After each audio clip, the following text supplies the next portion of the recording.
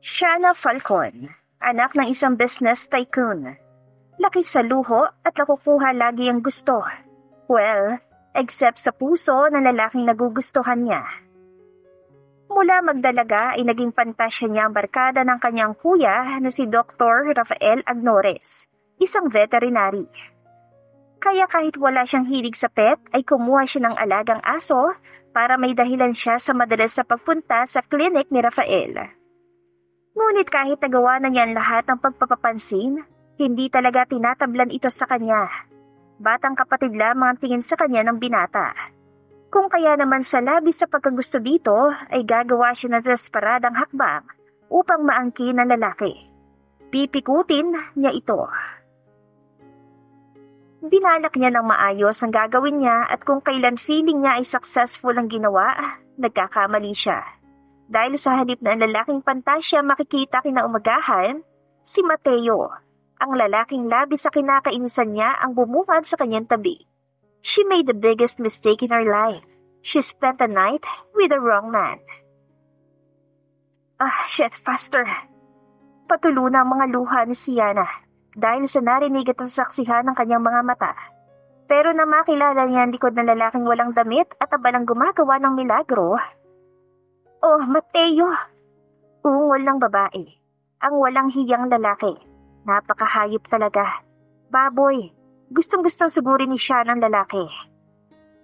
Sa dami ng kwarto na pagdadalhan niya ng kanyang babae, sa kwarto pa talaga ni Rafael, sa kama ng lalaking mahal niya, at sa bedsheet pa talaga na siya bumili. Sa mamahaling bedsheet na pinaliguan niya ng kanyang paborito at mamahaling pabango. Gigil niyang binalibag ang pintuan saka nagmamadaling umalis ng apartment ni Dr. Rafael Agnores, ang kaibigan ng kanyang kuya at ang lalaking minamahal niya. Ang walang hiyang Mateo na yon, lagi nalang umiepal. Nang nakaraan ng niluto niyang sinigang sa miso para kay Rafael ay ito din ang kumain. Nag-effort pa man din siya para lang may pagluto ang lalaki ng paborito nitong ulam kahit na hindi siya marunong magluto. Hindi pa nga nawawala ang mga paso niya sa kamay at sa gilid ng mga mata dahil sa talsik na mantika. Gigil siyang nahiga at nilabas ang kanyang cellphone. Naalala niya si Remo, ang lalaking kaharutan niya sa phone. Bigla na lamang itong pumasok sa kanyang isipan dahil hindi mabura-bura ang mga mahalay na imahe na nakita niya kanina. In fairness, ang sexy ng likod ni Mateo. Napangiwi siya. Kadiri. Sa lahat ng kaibigan ng kapatid niya, dito siya kay Mateo pinaka-naiinis. Nag-reply na si Remo. SOP? Napangisi si Shanna. Nag-reply siya sa lalaki. Nagsimula na silang magpalitan ng mahahalay na text ni Remo. Ngunit napadilat siya ng mga mata nang muli na namang pumasok sa kanyang isip at nakita niyang ginagawa ni Mateo kanina. Wala sa sarili na nagtipa siya habang patuloy sa paghaplos ng kanyang katawan. Hindi ka na nag-reply. What are you doing? Napakunod ang noo ni Shanna. Anong hindi nag-reply? Hindi ba nag-send ang text niya kanina? At gano'n na lang ang pagkagulantang niya nang makita niyang kung kanino niya ito na-send. Walang iba kundi kay Mateo. Damn it. Nagpagulong-gulong ako sa kama habang sumisigaw dahil sa inis. Ang tanga mo, Shanna. Bakit sa kanya mo sinend? Kanina pa kasi siya naglalaro sa isipan ko dahil sa nasaksihan ko. Hindi ako makamove on sa nangyari. Sino ba naman ang makakamove on sa bagay na yon? Sa dami-dami ng message na pwedeng mamali sa nang sent, yung mahalay na text pa talaga na yon. Dali-dali kong blinak si Mateo bago pa niya ako maisipan na replyan. Tiyak na hindi niya palalampasin yon. Aasarin niya ako o kaya ay lalaitin. Ang sama pa man din ng ugali ng lalaking yon. Think, Shanna, think. Ilang minuto ako nag-isip hanggang sa may bright idea na pumasok sa aking isipan. Alam ko na. Sasabihin ko na lang na nawala ang phone ko. Nahulog o kaya nanakaw. Inoff ko ang aking phone bago ko kinuha ang SIM card. Itatapon ko na sana ito nang maalala ko na nakasave dito ang mga importanteng contacts ko. Tapos yung mga pictures at videos ko na narito ay kailangan ko rin. Hindi ko pa napupus ang karamihan sa mga to. Binuksan ko ang aking laptop. Muling inopen ang aking phone upang i-transfer mga pictures, videos at mga files na nakasave dito. Sinunod ko namang kinopya mga importanteng contacts ko. Dan. Hinalikan ko ang aking cellphone. Kabibili ko lang nito 3 months ago at hindi ko pa nga gaanong nasusulit. I'm sorry but I have to let you go. I need to. Should I break it? Kailangan ko ba tong durugin kasamang SIM card? Kailangan ko ng hammer. Bumaba ako ng kama at lumabas ng aking kwarto. Pababa na ako ng hagdanan na makita ko ang mga lalaki na nasa aming sala. Nandito ang mga kaibigan ni Kuya. Nandito ang crush kong si Rafael. Bumalik ako sa aking kwarto upang magpalit ng damit. Nakasuot lang kasi ako ng Hello Kitty na oversized t-shirt. Hindi ako pwedeng makita ni Rafael na ganito ang suot dahil baka ma-turn off siya sa akin. Baka sabihin pa niya na isip bata ako at immature. Nagsuot ako ng sando at saka miniskirt. Nagsuklay na rin ako at naglagay ng lip gloss para maakit si Rafael sa aking lips. Napansin ko ang matalim na mga tingin ni Kuya habang pababa ako ng hagdanan. Samantalang ang mga kaibigan naman niya ay saglit lang akong tinignan bago muling nagpatuloy sa kanilang mga ginagawa sa kanilang computer. Nakahinga naman ako ng maluwag nang mapansin ko na wala si Mateo. Ayoko siyang makita. Sana gumawa ng paraan ng universe para mawala na siya. Dito lang sa lugar namin. Hindi naman mawala na as in dead ang ibig kong sabihin. Hi, Kuya. Napansin ko kasi na mas matalas ng tingin ni Kuya sa akin. Baka mabatukan pa niya ako kapag tinawag ko sa pangalan ng kanyang kaibigan. Kailangan ko siyang tawaging Kuya. Hi, lumiti si Rafael. Pakiramdam ko na laglag ang aking panty. Pinulot ko ang imaginary panty ko na nahulog. Ginagawa kasi namin to ng mga kaibigan ko kapag pinag-uusapan namin ang mga crush namin. Shana! Gigil na sigaw ni Kuya dahil alam niyang ginawa ko. Wala naman siyang pake kapag naririnig o nakikita niya kami ng mga kaibigan ko na nag-uusap ng kalandian. Ibang usapan talaga kapag mga kaibigan na niyang involved. Nasa bro code do, nilang magkakaibigan iyon na bawal ma-inlove sa mga kamag-anak nila. Ngumuso ako. Sinenyasan naman niya ako na umalis na. Naiirita siya kapag lumalapit ako sa kanila lalo kapag nandito si Rafael. Kapag wala naman si Rafael ay ayos lang na nasa malapit ako. Paalis na sana ako nang maaalala ko yung tungkol sa cellphone ko. By the way pala Kuya, nawala yung cellphone ko. Nakanguso kong sabi sa kanya. Paano nawala? Kunot noon naman niyang tanong at sinimulang himasin ang kanyang noo. I don't know, maybe nahulog o kaya nadukutan ako? Kailan? Kagabi? Hindi pwedeng kanina dahil hindi naman ako gumala kanina. Doon lang naman ako nagpunta sa apartment ni Rafael. Sinulyapan ko si Rafael pero busy pa rin ito. Kailan ba niya ako titignan na para bang ako ang pinakamagandang babae sa balat ng lupa? Tumikhim si Kuya kaya ibinalik ko ang atensyon ko sa kanya. Bilhan mo ko ng bago, Kuya. Kinarap-karap ko ang mga mata ko. I will call our shopper. Yay, salamat! Lumapit ako at ako mangyayakapin siya pero tinulak niya ako sa aking noo. Ang KJ talaga ng kapatid ko. Pero love na love ko yan. Bago ko pa makalimutan ang dahilan ng pagbaba ko ay nagmamadali na akong lumabas ng bahay. Hinanap ko ang all-around boy helper namin na si Mang Edu para hiramin ang kanyang hammer. Aanin mo ba, Iha? Kailangan ko lang pong magpukpok sa mga cabinet ko. Oo, yun nga. Magpapako ka? Hindi makapaniwalang tanong ni Mang Edu. Siyempre, magtataka talaga siya dahil isa akong Disney princess dito sa mansion na to. Napakamot ako. Opo. Tulungan na kita kung ganon. Teka lang at kukuha lang ako ng pako. Hindi na po, ako na pong gagawa. Baka mapano ka pa, baka mamaya mapukpok mo ang kamay mo. Hindi po, I can do it on my own. Ngumiti ako. Kaya ko na po. Ikaw ang bahala, Iha. Basta, ingatan mo lang ang paggamit, okay? Yes, Mang Edu. Bit-bit ang martilyo at ilang piraso ng pako habang pabalik ako sa loob ng bahay. Kumakanta pa ako nang sa isang sulyap mo habang nakangiti para mapansin ako ni Rafael. Kaso napatigil ako sa paghakbang at pagkanta nang makita ko ang lalaking hiniling ko na sana mawala na sa lugar namin. Huli na para bumalik o umatras pa dahil nakita na niya ako. Seryoso ang mukha niya habang nakatingin sa akin. Napaiwas ako ng tingin. Pero nang maaalala ko na hindi ako kailanman umiwas ang tingin sa kanya, muli kong binalik ang mga mata ko rito. Mataray ko siyang tinignan na gaya ng lagi kong ginagawa. But this jerk suddenly smirked. Pakiramdam ko dahil yun sa wrong sent na message ko sa kanya. Damn, relax Yana. Huwag ka magpahalata. Nawala ang phone mo. Nahulog, nanakaw. Yeah, tama. Naglakad na ako ng diretsyo. Wala na akong planong pansinin si Rafael dahil nandito ang kinaiinisan kong lalaki sa balat ng lupa. What are you gonna do with the hammer?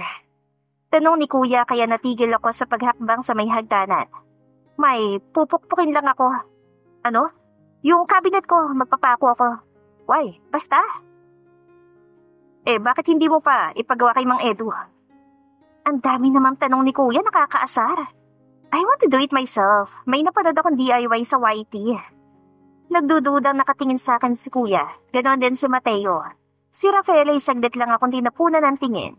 Siya dapat ang pumapansin sa akin, hindi itong pangit na to eh. Sige na Kuya, may gagawin pa ako. Nandito na yung shopper na bumili ng phone mo. Ang bilis naman.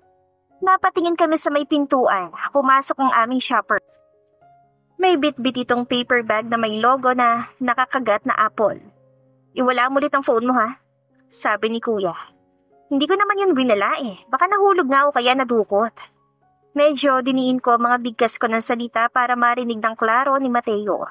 Kaso napatas ang kanyang kilay. Malapit ang umabot sa kanyang hairline. Nawala? Mapagduda nitong tanong. May gumuhit na nakakainis ng ngisi sa kanyang labi. Pero hindi ko na lang siya pinansin pa. Kinuha ko ang paper bag sa shopper. Thank you, Kuya. Paakyat na ulit ako nang tawagin ako ni Mateo. Yung martilyo, akala ko ba pupukpukin mong phone mo? Nanlaki ang aking mga mata at ilang segundo ko naniga sa aking kinatatayuan. Mabuti na lang at nakatalikod na ako sa kanila, kaya hindi nila nakita ang reaksyon ko. Phone? Tanong naman ni Kuya. Wrong, magpupukpok pala sa room. Bawi ni Mateo. Damn you, Mateo. So, iniisip niya na nagsisinungaling ako? Na hindi talaga nawala ang aking phone? Should I break my phone or not? Kaso, kailangan kong panindigan. Pero, tinanggal ko ng SIM ko eh. May bago naman na akong phone kaya it's okay. Magkano lang naman to? Kaya kong bumili kahit ilang piraso pa nito. Pero, mas masarap pa rin kapag libre syempre. Thanks to Kuya. Ipansya-shopping ko na lang yung ipambibili ko sana ng phone. Nandito pa ang mga luma kong phone pero nakatabi lang. Ayoko nang gamitin. Dahil kapag nakita ng mga kaibigan ko, baka pagtawanan pa nila ako. Baka ikahiya pa nila ako. Pagkatapos kong pukpukin ang aking phone, nilagay ko ito sa bulsa na isang coat ko na nakahang sa aking closet. Kuya! I was shocked to see Kuya here. What are you doing here? Nauutal kong tanong. I was just checking you. Baka napukpok mo ng kamay mo. Nasa nagagawin mo DIY? I changed my mind na hindi bagay sa room ko yun and it's cheap. And besides, I'm not a carpenter. Inikutan niya ako ng mga mata at basta na lang lumabas. Nakahinga naman ako ng maluwag. Mabuti na lang at hindi niya ako nakita. My gosh, kapag nakita niyang ginawa ko sa aking phone, I'm sure he's gonna scold me and he will gonna tell mommy to freeze my account. Sometimes, he's so annoying pa man din. Nagkakampihan sila ni Mami kapag wala si Daddy. Bukas pa uwi si Daddy na, nasa business trip siya. While he's not here, siguro I should go out tonight. Kapag nandito kasi siya, pinapayagan naman niya ako mag-bar kaso may bodyguards with S at may curfew. 11 o'clock. Hindi man lang niya ginaya kay Cinderella na 12. You're not Cinderella. Ito ang sinasabi ni Mami. Every time na humihirit ako kay Daddy. Kung si Mami lang ang masusunod, bawal ako mag-bar. Good thing at hindi mahigpit sa akin si Dad. Nagpaalam ako kay Mami bandang 3 p.m. pero hindi niya ako pinayagan. May bisita tayo Mami ang gabi. You need to be here. Hindi na ako nakapagreklamo pa. Kaya para mawala ang pagkainis at pagka-bored ko, lumabas ako ng bahay. Sakto naman nakita ko ang Mami ni Rafael, papunta ito sa apartment ng kanyang anak. May bahay sila dito pero nasa dulo pa. Katabi nun ng bahay ng grandparents ni Pangit. Magkamag-anak sina Rafael at ang nakakainis na lalaki yun. Naalala ko na naman siya. Nakakagigil talaga. Hi, tita! Kumaway ako sa magiging mother-in-law ko soon. Nagmamadali akong tumawid sa kalsada para malapitan siya. Oh, hello, Shana. Dadalawin mo po si Rafael? Tumawa siya dahil Rafael lang ang tawag ko sa anak niya. Yes, ipalilinis ko ang apartment niya. Alam mo naman yon, hindi marunong maglinis. Tulungan ko na po kayo, tita. Presinta ko naman. Ikaw talaga? Tara na sa taas. 6 na palapag ang apartment na to. Sa 6th floor kay Pangit. Yung 5th ay kay Kuya Luis. Yung 4th ay kay Rafael at ang 3rd ay sa kuya ko. Nasa 6th ang kay Pangit pero dahil sobrang libog at hindi na nakayanan, kaya hindi na umabot. Kaya yung room ni Rafael ang ginamit. Ang kapal talaga niya. May guest room naman. Sana, iyon na lang ang ginamit niya. Sobrang sama talaga ng loob ko dahil ginamit niya yung bedsheet na bigay ko kay Rafael. Nakarating na kami sa apartment. Nagpunta si Tito sa kusina at doon unang maglilinis. Ako na maglilinis ng kwarto ni Rafael, tita. Ikaw talaga. O siya, sige, ikaw ang bahala kung yun ang gusto mo. Halos umusok ang butas ng ilong ko na makita ko na magulo ang bedsheet at ang mga una na inalaglag na sa sahig. Dinampot ko mga kalat. Pinalitan ng bedsheet, mabango pa rin, amoy pabango ko pero nakakadiri na dahil natuluan na to ng kung ano-anong likido mula sa dalawang nilalang. Nakangiwi ako, napapatili sa labis na pandidiri. Nang matapos ko linisan ng room ay lumabas na ako. Nagkagulatan pa kami ni Mateo. Nandito na naman siya. What are you doing here? Sabay naming tanong. Sa lubong ang kanyang kilay samantalang ako naman ay mataray na nakatingin sa kanya. I'm staying here in the meantime, sabi naman niya. At bakit? Nasa taas yung apartment mo ah. Tinaas niya ako ng kilay habang nakapamewang naman ako. Ikaw yung nagpunta dito kanina, di ba? Ano? Ba't mo hindi ibang usapan? Maangas kong tanong, pero kinakabahan ako. Naupo siya sa couch at binuksan ang TV. Hoy, ano ang ginagawa mo dito? Nasa taas lang ang apartment mo. Ako na nakatira dito, tapos ang usapan. Why would I explain to you? Kasi yung bedsheet. Yung bedsheet na binaboy mo akin yun. Sigaw ko sa inis. Bakit nandito kung sa'yo yun? Hindi ba dapat nasa kwarto mo? Tanong naman niya kaya mas lalo pa ako nainis. Ibinigay ko yun kay Rafael. Para kay Rafael yun. Tapos ang kapal na mukha mong gamitin yun at babuyin? So, ikaw nga talaga yun nagpunta kanina dito. Sumeryoso ang kanyang mukha. Tumayo siya kaya kumabog ang aking dibdib. Nagsimula na siyang humakbang palapit sa akin kaya kinakabahan akong umatras. Hoy! Inis kong awat sa kanya pero nagpatuloy siya sa paghakbang. Hanggang sa wala na akong matrasan pa. Gaano katagal kang nanood, ha? Seryoso niyang tanong. Anong pinagsasabi mo? Napaiwas ako ng tingin. Unti-unti namang tumaas ang sulok ng kanyang labi. Mukhang matagal ka nanood. That explains your text message. Nanlaki ang aking mga mata. Anong text message? Nawala nga yung cellphone ko, di ba? Talaga? Saan? Kailan? Bakit hindi pinalitan ng nakakuha ng phone mo number mo kung ganon? At bakit ako blinat? Nanlaki ulit ang mga mata ko. Aba, malay ko. Siyempre, hindi ako aamin. I thought you're innocent. Ngumisi ulit siya bago ako tinalikuran. Napa-inhale-exhale naman ako bago ko siya matalim na tinignan. Insulto ba yon? Hindi nga ako yon. Mapang-uyam siyang tumawa. Dumiretso sa pintuan ng silid. Nang makita niya na maayos ang silid ay sinulyapan niya ako. Thank you for cleaning my room. Clean it every 2 days. Matalim ko siyang tinignan. At bakit ko naman yan gagawin? Para hindi ko sabihin sa kuya mo na may boyfriend ka na, nakikipagkita ka sa hotel. What? I don't have a boyfriend? Then, who is Remo? Sino Remo? Invento ka?